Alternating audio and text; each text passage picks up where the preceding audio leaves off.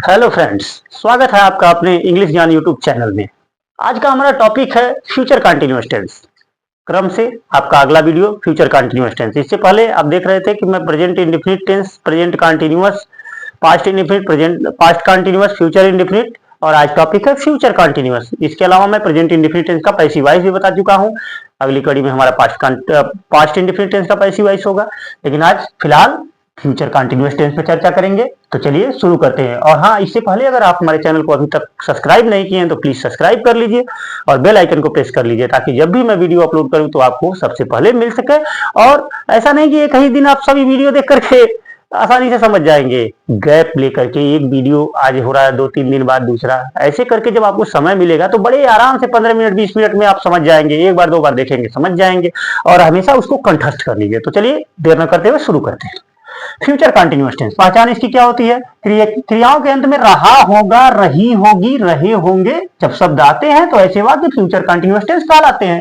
जैसे वह रामायण पढ़ रहा होगा, आप देख रहे हैं रहा होगा। भविष्य काल में कार्य का जारी होने का बोध हो रहा है। इसमें फ्यूचर कंटिन्यूअस तो वही था, फ्यूचर में भविष्य, कंटिन्यूअस में जारी और टेंस में काल, जो भविष्य काल में कार्य का जारी होना। वह अपने भाई के साथ बाजार जा रही होगी, अर्थात रहा होगा, रही होगी। वे सुबह नहीं दौड़ रहे होंगे, रहा होगा, रही होगी, रहे होंगे आता है। पहले मैं असर्टिव सेंटेंस की बात कर रहा हूं। असर्टिव सेंटेंस के दो भेद होते हैं, पॉजिटिव और नेगेटिव, सकारात्मक और नकारात्मक। तो जल्दी से इसको देख लीजिए। इसके लिए जो स्ट्रक्चर बनता है हमारा, सबसे पहले हम लिखते हैं स्ट्रक्चर में सब्जेक्ट प्लस, इसमें सहायक क्रिया जो होती है शैल बी या विल बी।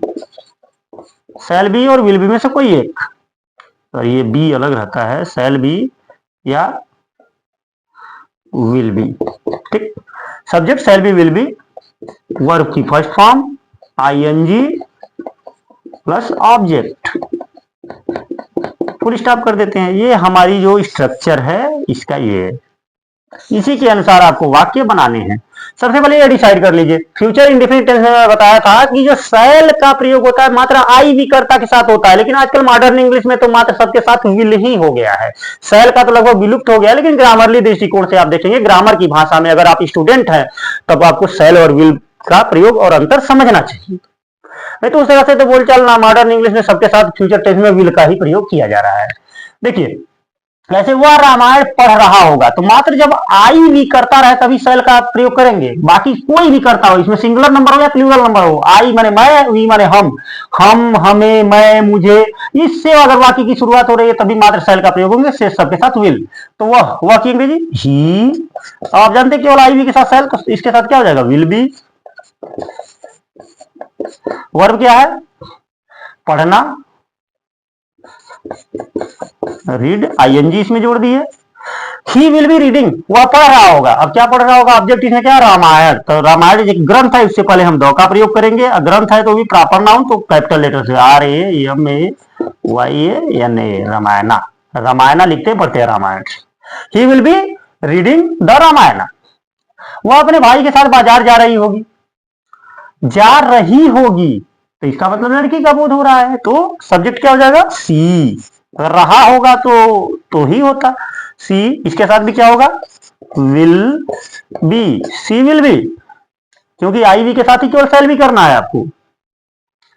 तो सी विल बी, और इसमें इसका वर्ब क्या है? जाना। सबसे पहले जाना इसका वर्ब है, तो गो, आईएनजी यहां इंक्लूड किए, गोइंग।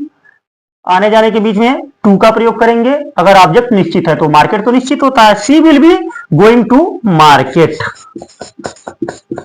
ये हमने लिख दिया। वह बाजार जा रही, कंप्लीट हो गया। अब इसमें अदर वर्ड क्या है? अपने भाई के साथ। वाक्य को थोड़ा हम जानबूझ के बड़ा किए हैं ताकि आपको लगे। सबसे पहले आपको बनाना, वह अपने भाई के साथ बाजार जा रही है, तो वह बाजार जा रही होगी, इतना बन गया। अब अपने भाई के साथ, तो साथ के लिए लिखते हैं विथ। अब सी है तो सी के साथ अपना के लिए, सी के साथ अपना के लिए होता है हर। जैसे ही के साथ अपना के लिए हिज, आई के साथ अपना के लिए माई, वी के साथ आवर, तो इसे सी के साथ अपना के लिए हर ब्रदर। ब्रदर मीन्स भाई। She will be going to market with her brother, वह अपने भाई के साथ बाजार जा रही होगी। वे सुबह नहीं दौड़ रहे होंगे, सॉरी यहाँ पे वे हो गया, थोड़ा सा इसको हम शैल का प्रयोग भी करके आपको बता दें। जैसे हम सुबह नहीं दौड़ रहे होंगे, हम हो गया। हम की सब इंग्लिश क्या होती है? वी। अब वी आ गया तो हम आई वी के साथ शैल का प्रयोग करेंगे। ग्रामर के लिए यही नियम है, वी शैल बी। उसके बाद क्रिया क्या है यहाँ पे, running, R U N, run means दौड़ना। आपको मैं बताया था, पिछले वीडियो में बताया था कि अगर लास्ट वर्ड यदि कॉन्सोनेंट है, व्यंजन है, उससे पहले एक स्वर है, तो लास्ट वर्ड क्या होता है, डबल होता है। अगर ई लास्ट में रहता है तो ई हटा देते हैं, क्योंकि ई के साथ आईएनजी नहीं लगता है।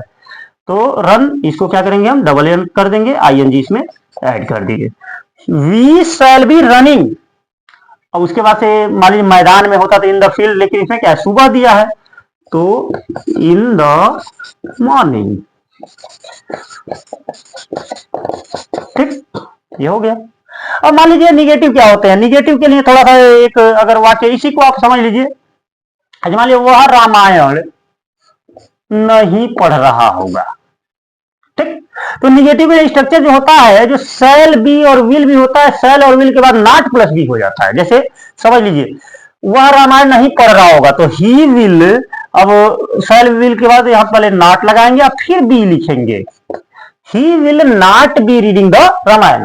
अर्थात शैल बी और विल बी जो भी लगा रहे हैं सहायक, उसके बीच में नॉट लगा देंगे। ऐसा नहीं कि शैल बी नॉट कर दें, क्योंकि तो तब वाक्य आपका गलत है। शैल बी और विल बी के बीच में नॉट लगाएंगे। जैसे मान लीजिए वो अपने भाई के साथ बाजार नहीं जा रही होगी, ये निगेटिव हो गया। तो सी विल, अब यहां पे क्या करेंगे आप, नॉट जोड़ देंगे, she will not be going to market. जैसे हम सुबह नहीं दौड़ रहे होंगे, तो we shall not be running in the. अर्थात ये ध्यान देंगे, जब दो सहायक क्रिया अगर एक साथ लगती है तो नॉट हमेशा दोनों सहायक क्रिया के बीच में ही लगती है, चाहे टेंस कोई भी हो। ऐसा नहीं कि टेंस टोटल सहायक क्रिया लिखने के बाद लास्ट में शैल बी नॉट और विल बी नॉट नहीं लिखेंगे, ऐसा गलत हो जाता है। अब देखिए फटाफट अंदाज में इंट्रोगेटिव देख लेते हैं। इंट्रोगेटिव पहले सिंपल इंट्रोगेटिव सेंटेंस, जैसे क्या रविवार को हम क्रिकेट खेल रहे होंगे। स्ट्रक्चर देखिए सबसे पहले, इसमें क्या होता है स्ट्रक्चर, इसके लिए सबसे पहले स्ट्रक्चर, जब क्या से वाक्य शुरू होते हैं तो शैल या विल में से कोई एक, उसके बाद लिखते हैं सब्जेक्ट, और सब्जेक्ट के जस्ट बाद ही बी लिखते हैं। ऐसा नहीं कि शैल बी और विल बी एक साथ लिखे हैं। इंट्रोगेटिव सेंटेंस में शैल विल पहले, सब्जेक्ट के बाद बी, उसके बाद वर्ब की first form ING plus object और क्वेश्चन मार्क लगा देते हैं। प्रश्नवाचक वाक्य में क्वेश्चन मार्क जरूर लगाएंगे, अगर अदर वर्ड्स है तो अदर वर्ड्स लिखने के बाद क्वेश्चन मार्क जरूर लगाते हैं। ये स्ट्रक्चर होता है इंट्रोगेटिव के लिए। देखिए क्या रविवार को हम क्रिकेट खेल रहे होंगे। अब देखिए वाक्य को कैसे घुमाया, क्या रविवार को हम क्रिकेट खेल रहे होंगे, तो सबसे पहले हम इसको ऐसे, रविवार को तो क्या है, अदर वर्ड्स है, क्या हम क्रिकेट खेल रहे होंगे। वाक्य में मुख्य चीजें ये है, क्योंकि सब्जेक्ट क्या है, हम, तो हम शुरू में आया तो शैल विल में से कोई एक, तो हम के लिए वी होती है, तो वी के साथ सबसे पहले हम क्या लिखेंगे, शैल। वैसे विल भी लिख सकते हैं, गलत नहीं होता है, लेकिन ग्रामरली इंग्लिश ग्रामर के अनुसार चलेंगे तो शैल का ही प्रयोग करेंगे, शैल। उसके बाद लिखेंगे सब्जेक्ट, तो सब्जेक्ट क्या है, वी।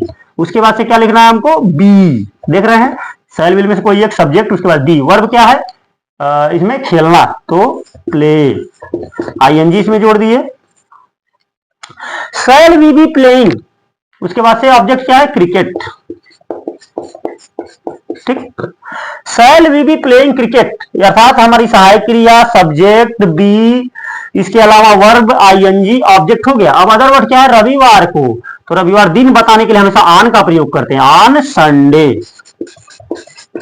बस क्वेश्चन मार्क कर दिए। Shall we be playing cricket on Sunday, हो गया। क्या रात में वर्षा हो रही होगी। अब देखिए ध्यान दीजिए, मैं इसलिए जब दिन पहर महीना साल अगर वाक्य में आते हैं, तो अगर सब्जेक्ट का बोध नहीं होता है तो उसमें इट कर्ता के रूप में आता है। जैसे बार बार हम आपको समझाते हुए ही सी इट, तो इट का प्रयोग यहां होगा, मौसम बताने के लिए इट का प्रयोग किया जाता है। जैसे वर्षा क्या है, मौसम बता रहा है, और रात में वर्षा हो रही होगी, तो वर्षा होना क्रिया है, सब्जेक्ट नहीं है। ऐसा नहीं कि वर्षा को हम रैन को सब्जेक्ट बना दें तो आखिर वर्षा होने का बीइंग और डूइंग नहीं लिखेंगे, वर्षा होना क्रिया है, इसमें इट सब्जेक्ट के रूप में आ जाता है। ये अंग्रेजी भाषा ग्रामरली बनावट के लिए होता है। तो सबसे पहले इट क्या है, मात्र आई के साथ ही शैल का प्रयोग करना है, तो इसके लिए हम बनाएंगे सबसे पहले, अगर इट को हम सब्जेक्ट मान लेते हैं तो यहाँ पे हो जाएगा विल, उसके बाद यहाँ पे इट, उसके बाद be, will it be. It जो है मौसम जब भी बताया जाए, जैसे क्या सुबह वर्षा हो रही है तब भी, शाम को वर्षा हो रही तब भी, जून का महीना था, it was month of June, जैसे समय तो हर महीना साल बताने के लिए इट का प्रयोग करते हैं। अलग से मैं यूज ऑफ इट आपको भी पढ़ा दूंगा जिसमें सभी चीजों का समावेश होगा। विल इट बी, उसके बाद क्रिया क्या, वर्षा होना, तो रैन, RAIN, रैन माने वर्षा होता है, रैनिंग इसमें हो जाएगा और ING इसमें केवल जोड़ेंगे। एक चीज और नियम देखिए, RAIN, यन तो लास्ट शब्द है। अब आप कहेंगे सर यहाँ पे इसको डबल क्यों नहीं करें, क्योंकि यन से पहले दो वावेल हैं, ई और आई दोनों क्या हैं, स्वर हैं। जब दो वावेल रहते हैं तब लास्ट अक्षर डबल नहीं होता है। विल इट बी रैनिंग, क्या वर्षा हो रही होगी, इतना बन गया। अब क्या है रात में, तो इन द नाइट, बस क्वेश्चन मार्क कर दिए। Will it be raining in the night. अब देखिए वह क्या हमारी सहायता कर रहा होगा, देखिए डब्ल्यू स्टेप हो गया। अब तक क्या शुरू में आ रहा है तो मात्र हम सहायक क्रिया शैल विल लिख रहे थे, लेकिन क्या जब बीच में आ जाए, क्या, क्यों, कैसे, कौन, कहां, ये सभी चीजें अगर बीच में आ जाए वाक्य के, तो सबसे पहले उसी की अंग्रेजी लिख के बाकी तभी स्ट्रक्चर फॉलो करते हैं। क्या बीच में आ गया है और क्या वो हमारी सहायता कर रहा होगा, ये होता तब तो हम सिंपल वाक्य बना लेते, लेकिन क्या बीच में आया तो इसकी अंग्रेजी सबसे पहले लिखेंगे वाट। ध्यान दीजिए, क्या बीच में आया तो इसकी अंग्रेजी लिख दिए वाट। उसके बाद से अब वह सब्जेक्ट है तो वह के लिए क्या होगा, विल ही सहायक क्रिया होगी, will he, what will he. उसके बाद सब्जेक्ट के बाद बी, क्रिया क्या है इसमें, सहायता करना, तो हेल्प माने होता है सहायता करना। उसके बाद से इसमें ING हम जोड़ दिए। What will he be helping, क्या वह सहायता कर रहा होगा। अब किसकी सहायता, तो इसमें क्या दिया, हमारी, तो हमारी, तुम्हारी, ये सभी जब वाक्य के बीच में आते हैं तो ऑब्जेक्टिव केस के रूप में माने जाते हैं। तो वर्ब के बाद हमारी हम से बना है तो वी का ऑब्जेक्टिव केस होता है अस। प्रोनाउन वाला वीडियो अगर अभी भी मैं कह रहा हूं नहीं देखे तो उसको जरूर एक बार देख लीजिए, subjective case, relative case, objective case क्या होते हैं। What will he be helping us, क्या वह हमारी सहायता कर रहा होगा। ये आपका वाक्य कंप्लीट हो गया, यहाँ क्वेश्चन मार्क। अब देखिए प्रश्नवाचक निगेटिव, मतलब इंट्रोगेटिव विथ निगेटिव जो होता है, जैसे मान लीजिए क्या रविवार को हम क्रिकेट नहीं खेल रहे होंगे। जैसे इसमें आप देख रहे थे असर्टिव सेंटेंस में जब नहीं शब्द आ रहे थे तो हम क्या कर रहे थे, शैल बी और विल बी के बीच में नॉट लगा रहे थे, देखे। लेकिन जब यहां पर इंट्रोगेटिव में आता है, चाहे कोई भी सेंटेंस हो, सब्जेक्ट के बाद ही नॉट लगता है। जैसे मान लीजिए क्या रविवार को हम क्रिकेट नहीं खेल रहे होंगे, तो शैल वी, अब सब्जेक्ट क्या है, वी है, तो इसके बाद नॉट लगा देंगे। Shall we not be playing cricket, ऐसा नहीं शैल वी बी नॉट नहीं लिखेंगे। कोई भी टेंस हो, अगर प्रश्नवाचक वाक्य है, इंट्रोगेटिव में है और नहीं शब्द आ रहे हैं तो वहां पर निगेटिव हम क्या करेंगे, सब्जेक्ट के बाद नॉट लगाएंगे। क्या रात में वर्षा नहीं हो रही होगी, क्या रात में वर्षा, मान लीजिए यहां नहीं अगर आ जाता है तो इसमें will it not be, will it not be running in the night, वह क्या हमारी सहायता नहीं कर रहा होगा। ठीक, तो what will he not be, मतलब जो भी सब्जेक्ट रहे, अगर कोई भी सेंटेंस रहे प्रश्नवाचक में नहीं शब्द आते हैं तो सब्जेक्ट के बाद नॉट लगाइए। और भी बहुत सारे उदाहरण है, इस प्रकार के उदाहरण आप खुद ढूंढिए, हल कीजिए, दिक्कत होती है हमें कमेंट कीजिए, उस प्रकार आपके कमेंट का जवाब मैं जरूर दूंगा। और एक चीज, अभी तक आप और चैनल को सब्सक्राइब नहीं किए हैं तो यहाँ पर आपको जीरो समय इंग्लिश स्टार्ट किया हूं, पीछे जो भी मेरी वीडियो अपलोड की गई चैनल को सब्सक्राइब कीजिए और जाके वो सभी वीडियो को 1 by 1 टेंस वाइज जरूर देखिए।